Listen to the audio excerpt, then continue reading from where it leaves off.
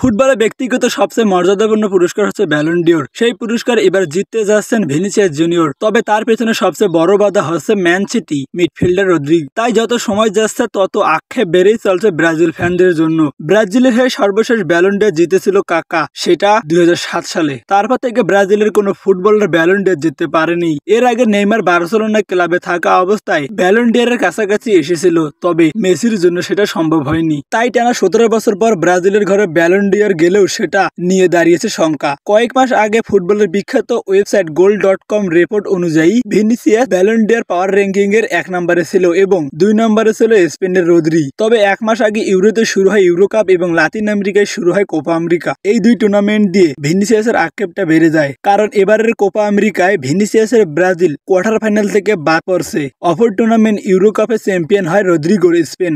Brazil Copa আমেরিকার quarter final থেকে বাদ পড়া এবং স্পেন ইউরো কাপে চ্যাম্পিয়ন হওয়ার পর ব্যালন ডিওর পাওয়ার র্যাঙ্কিং এ কিছু পরিবর্তন আসে। এই পরিবর্তন আসার পর ব্রাজিল ফ্যানদের জন্য আক্ষেপটা বেড়ে যায়। সর্বশেষ goal.com এর ঘোষিত র্যাঙ্কিং অনুযায়ী 5 নম্বরে আছে আর্জেন্টিনার গোল মেশিন লাউতারো মার্টিনেজ। 2023 ও 24 মৌসুমে ইন্টার মিলানের হয়ে লাউতারো মার্টিনেজ 35টি গোল করেছেন এবং করিয়েছেন 8টি গোল। ইন্টার মিলানের হয়ে সিরিয়া সুপার কোপা ইতালিয়ার শিরোপা জিতেছেন তিনি। চলতি বছরে আর্জেন্টিনার হয়ে কোপা আমেরিকার শিরোপা জেতেন তিনি এবং কোপা আমেরিকা জয়ের পেছনে গুরুত্বপূর্ণ ভূমিকা রাখেন তিনি। কোপা আমেরিকার টুর্নামেন্টে 5 গোল দিয়ে জিতেছেন গোল্ডেন বুট এবং কোপা আমেরিকার ফাইনালে লাউতারো মার্টিনেজের একটি মাত্র গোলে জয় পায় আর্জেন্টিনা। তাই এই লিস্টে লাউতারোর নামটা 5 নম্বরে থাকা স্বাভাবিক ব্যাপার। এই লিস্টে 4 নম্বরে আছে রিয়াল মাদ্রিদ ও স্পেনের ডিফেন্স দানি কারভাজাল। 2023 ও 24 মৌসুমে রিয়াল মাদ্রিদের হয়ে গোল করেছেন 60টি এবং করিয়েছেন 8টি এবং ক্লিন শিট রেখেছেন 21টি। রিয়াল মাদ্রিদের হয়ে গত মৌসুমে জিতেছেন চ্যাম্পিয়ন্স লিগ, লা লিগা ও সুপার কোপা ডে স্পেনের শিরোপা।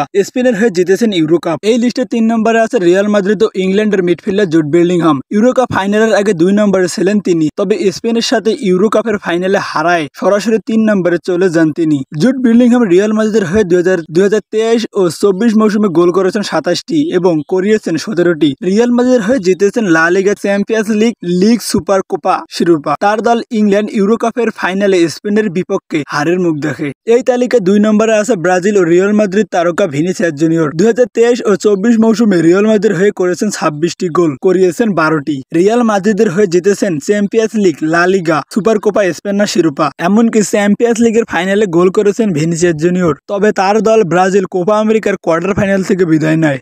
এই তালিকার 1 নম্বরে আছে ম্যান সিটি ও স্পেনের মিডফিল্ডার রদ্রি। 2023 ও 24 মৌসুমে ম্যান সিটির হয়ে 12টি গোল করেছেন এবং করিয়েছেন 15টি। ম্যান সিটির হয়ে জিতেছেন প্রিমিয়ার লিগ, ক্লাব বিশ্বকাপ এবং উয়েফা সুপার কাপ শিরোপা। আবার জাতীয় দলের হয়ে জিতেছে ইউরো কাপ। ইউরো কাপের ফাইনালের আগে 3 নম্বরে ছিলেন রদ্রি। তার দল স্পেন ইউরো কাপ জেতায় সরাসরি 1 নম্বরে চলে আসেন রদ্রি। গত 1.5 যুগের বেশি সময় ধরে এই পুরস্কার আয়ত্তে ধরে রেখেছিলেন মেসি ও রোনালদো, তবে তারা এখন ইউরো ছেড়ে ভিন্ন মহাদেশে খেলছেন।